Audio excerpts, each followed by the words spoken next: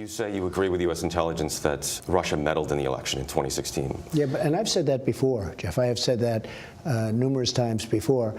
And I would say that that is true, yeah. But you haven't condemned Putin specifically. Do you hold him personally responsible?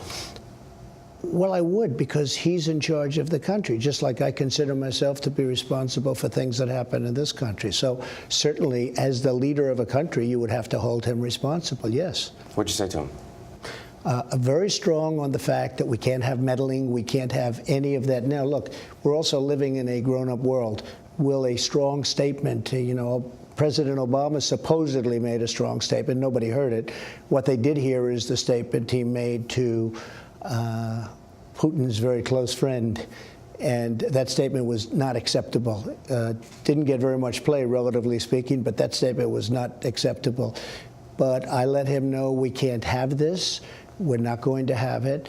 And that's the way it's going to be. But he denies it. So if you believe U.S. intelligence agencies, is Putin lying to you?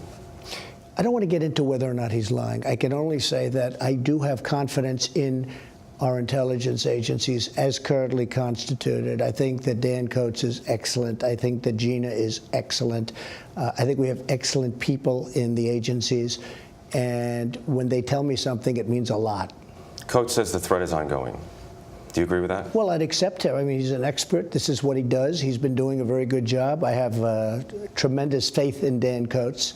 And if he says that, I would accept that. I will tell you, though, it better not be. It better not be. Have you talked to Coats since you got back? Yeah, I have, sure. What do you say? Just talk generally speaking. Yeah, he agrees with the statement you made. And I go along with him. He's a he's a great guy. He's a great patriot. He loves his country. And he's only going to say what he truly believes. And the information that's given to him is that. Do you think any intelligence agencies, U.S. intelligence agencies, are out to get you? Well, certainly in the past, it's been terrible.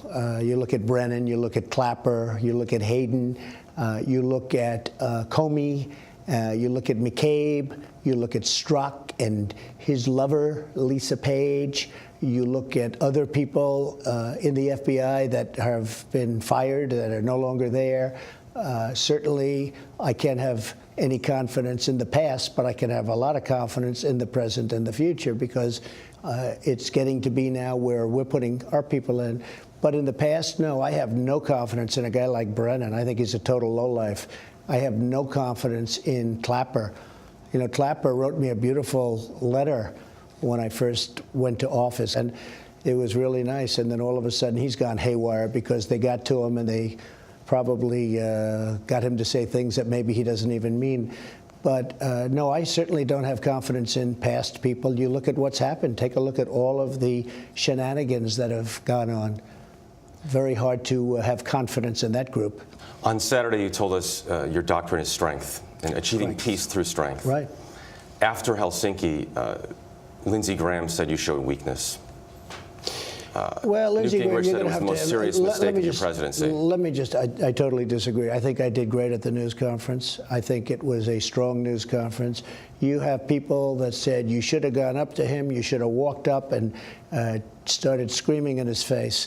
We're living in the real world, okay? Who gives you the best advice when you come back and you read all these stories and you said you don't know what the fuss is all about? Who do you talk to? I will tell you, I don't know what the fuss is all about. I think we did extremely well, and I think the press makes up the fuss. Look, it's fake news, and people understand. I think the press largely makes up a lot of the fuss about a lot of things, and I'm not talking about one of it. I'm talking about everything. It's crazy.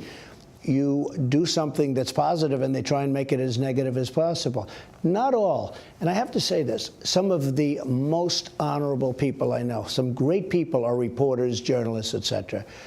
But the level of dishonesty in your profession is extremely high. But the press covered the substance and the wording of that press conference accurately. I don't care what they covered. They didn't cover my meeting. The important thing, frankly, was the meeting that lasted for 2.5 hours, or almost 2.5 hours. And in that meeting, we discussed many, many things that were very, very positive for both countries.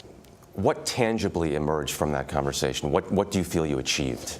I think we achieved a lot. Things emerged out that were very important. Nuclear proliferation. Between Russia and the United States, that's 90% of the nuclear weapons. Protection of Israel. He feels good about that. I feel good about that, very good about that. That was a big factor. We talked about North Korea. He said he will help. He agrees with what I'm doing. He thinks I'm doing a great job with respect to North Korea. He said he would help. I think he will. Let's see what happens. How do you know, think they have a lot of border. They have 25 miles of border right on North Korea. So having that assurance, I think, means quite a bit. There were many other things we talked about, but I thought it was it was about 2.5 hours, and I thought it was a very good meeting, very good. How do you think he can help specifically on North Korea? Well, for one thing, at the border, we don't want anything going in. We hope we have a deal. I think we have a deal. There's no rush, to be honest with you. There are no missiles going off. We have our hostages back. No testing. There's no nuclear testing. So we've come a long way in a short period of time. So there is no rush. But what there is something we would like to see, that the denuclearization of North Korea. He feels strongly about it. I feel strongly about it. And that's good. I was not sure how he was going to react to that, but we had a very good discussion and a long discussion on that. I do want to ask you, sir, you said you'll sit with the special counsel before. Has anything changed in the past 6 months to change your mind about whether you're more or less likely to? There's no collusion. I didn't deal with Russia. I have nothing to do with Russia with respect to my race. I won that race rather easily, and I can tell you that I think, frankly, 2020, I think it's going to be even better than we did in 16. But would you say, are you more likely to sit for an interview now? My lawyers are working on that. I've always wanted to do an interview because, look, there's been no collusion. There's been no talk of Russia. There's been no phone call. There's been nothing. And I call it a witch hunt. That's exactly what it is. It's a vicious witch hunt. And you know what? It's very bad for our country. Very, very bad for our country. Let me ask you about 2020. Okay. Who do you think your Democratic opponent will be?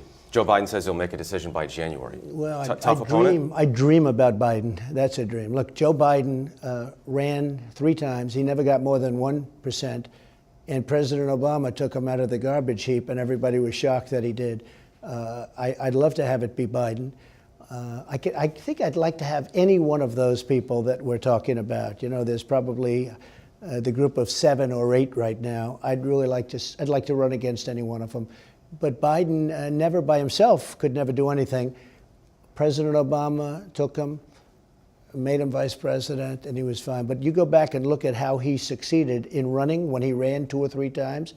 I don't think he ever broke one. He was at the 1 or less level, 1% or less level.